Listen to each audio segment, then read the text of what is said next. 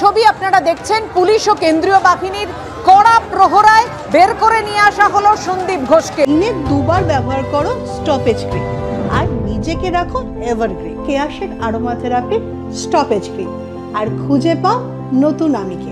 হুলস্থুল পরিস্থিতি তৈরি হয় সেই সময়। সন্দীপ ঘোষকে ঘিরে মহিলা আইনজীবীদের বিক্ষোভ, ধেয়ে এলো চটি। কোর্টে ঢোকার সময় চোর চোর স্লোগান, চটি দিয়ে মারার চেষ্টা। আইনজীবীরা তুমুল বিক্ষোভ দেখাতে থাকেন।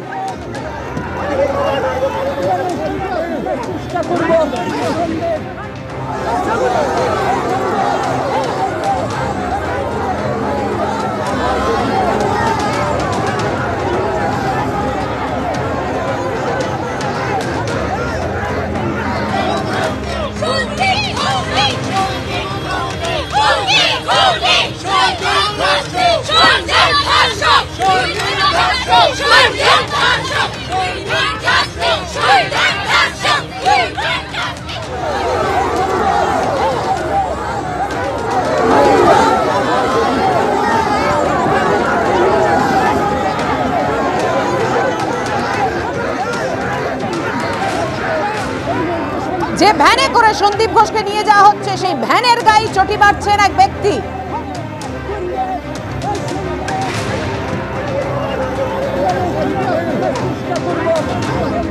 এতটাই বিক্ষোভ, এরকমই হুলস্থুল পরিস্থিতি তৈরি হয়। আপনারা দেখতে পাচ্ছেন সেই মুহূর্তের ছবি।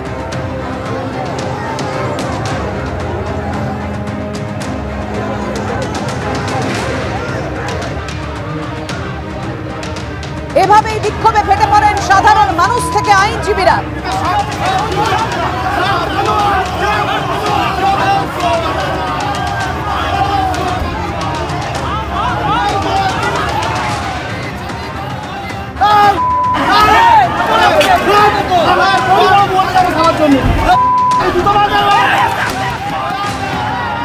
কোর্টে ঢোকার সময় সন্দীপ ঘোষের উদ্দেশ্যে ধেয়ে এলো চোর চোর স্লোগান, আর বেরোনোর সময় চটি। কথা বলবো, আমাদের সঙ্গে রয়েছেন আমাদের প্রতিনিধি আবির দত্ত। আবির, আমরা ছবিতেই দেখতে পাচ্ছি সেই সময় ঠিক কি পরিস্থিতি তৈরি হয়েছিল, বিশদে জানাও।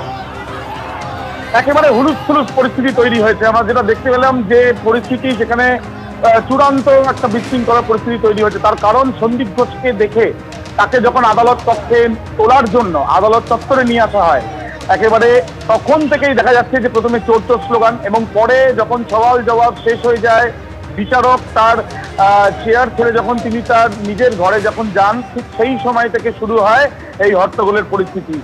একেবারে উই ওয়ান্ট জাস্টিস থেকে আরম্ভ করে একাধিক স্লোগান তুলে কিন্তু বিক্ষোভ, তাকে একেবারে কোর্ট কক্ষেই কিন্তু সেই বিক্ষোভ শুরু হয়ে যায়।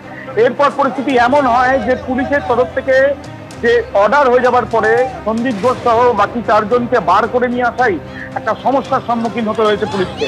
এবং তারপর দেখা যায় যে সেন্ট্রাল ফোর্সের সাহায্য নেওয়া হয়। এমনকি যেটা সূত্র মারফত জানা যাচ্ছে যে বিচারক তিনি নিজেও হস্তক্ষেপ করেন, এবং তারপর সেন্ট্রাল ফোর্সের সাহায্য নিয়ে পুলিশ সন্দীপ ঘোষকে কোর্ট চত্বরে অর্থাৎ কোর্ট কক্ষ থেকে বাইরে নিয়ে আসে, যেখানে প্রিজন ম্যান দাঁড়িয়ে ছিল। আর সেখানে দেখা গেল যে সেখানেও প্রচুর মানুষ, সাধারণ মানুষ এবং আইনজীবীরা, মহিলা আইনজীবীদের উপস্থিতি ছিল লক্ষণীয়। তারা কিন্তু বিক্ষোভে ফেটে পড়েন। এমনকি এর আগে যখন তাকে এখান থেকে নিয়ে যাওয়া হচ্ছিল, যখন তার পিসির আবেদন করা হয়েছিল, অর্থাৎ পুলিশ হেফাজতের নির্দেশ দিয়েছিল আদালত, ঠিক সেই সময় তাকে কিন্তু পিছন থেকে চড় মারা হয়, এবার চটি। এবং যেটা দেখা গেল যে এক ব্যক্তি তার পা থেকে চটি বা জুতো বার করে তিনি কিন্তু সন্দীপ ঘোষকে দেখিয়ে জুতো দেখালেন, এবং তার সঙ্গে সঙ্গে যে প্রিজন ম্যানে সন্দীপ ঘোষকে তোলা হয়েছিল, সেখানে কিন্তু বারংবার সেই প্রিজন ম্যানের মধ্যে চটি দিয়ে সে বারবার আঘাত করতে থাকে। অর্থাৎ বোঝাই যাচ্ছে যে এই বিক্ষোভ করতে করতে প্রচুর মানুষ এখানে যারা উপস্থিত ছিলেন সেই সময় তারা কিন্তু সন্দীপ ঘোষকে দেখে ক্ষোভে ফেটে পড়েন।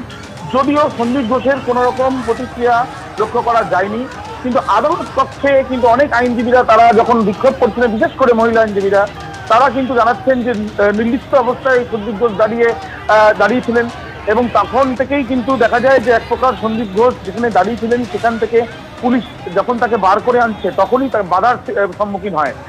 এবং তারপর মহিলা আইনজীবী থেকে আরম্ভ করে অন্যান্য আইনজীবীরা যারা বিক্ষোভ করছিলেন তারা কিন্তু তাদের বিক্ষোভ একই রকম ভাবে চালিয়ে যান, এবং তাদের দাবি একটাই, তারা আরজি করের এই ঘটনার তারা বিচার চান। এবং তারা যেটা বলছেন যে এই পুরো সম্পূর্ণ ঘটনার কেন্দ্রবিন্দুতে যার বিরুদ্ধে প্রধান অভিযোগ উঠছে এবং এই ঘটনায় তার বিরুদ্ধে কনস্পিরেসির অভিযোগে যেটা আজকে আদালতে পেশ করা হয়েছিল এবং অভিযোগের তীর মূলত সন্দীপ ঘোষের দিকে।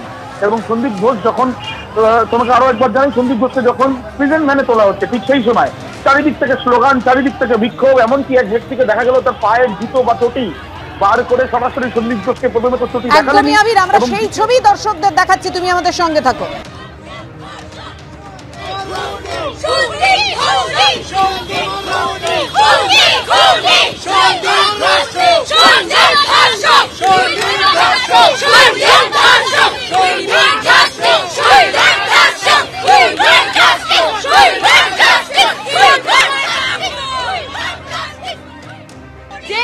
যে জায়গা থেকে জাজ যান সেই জায়গা থেকে ওনাকে কেন বার করা হলো? কেন আমাদের গায়ে হাত কেন তোলা হলো? মহিলা পুলিশরা এসেছিলেন, আমাদেরকে ধাক্কা দেওয়া হয়েছে। কেন দেওয়া হয়েছে? আপনাদেরকে কারা ধাক্কা দিচ্ছে? পুলিশ থেকে, প্রশাসন থেকে হলে কি আমাদেরকে ধাক্কা দিয়ে কোর্টরুম থেকে বার করা হয়েছে? কোর্টরুম আমাদের, আমাদের কোর্টরুম থেকে আমাদেরকে ধাক্কা মেরে বার করা হয়েছে। কারণ আমরা শুধুমাত্র হলো গিয়ে জাস্টিস চেয়েছিলাম, সেই থেকে হলে কি আমরা আওয়াজ তুলেছিলাম। আমাদের প্রত্যেকটা মানুষের হলে কি যে আওয়াজ, একটা ক্রাইম করেছে একটা ক্রিমিনালকে কি করে এতটা প্রোটেকশন দেওয়া হয়? এত প্রোটেকশন একটা ক্রিমিনালকে কি করে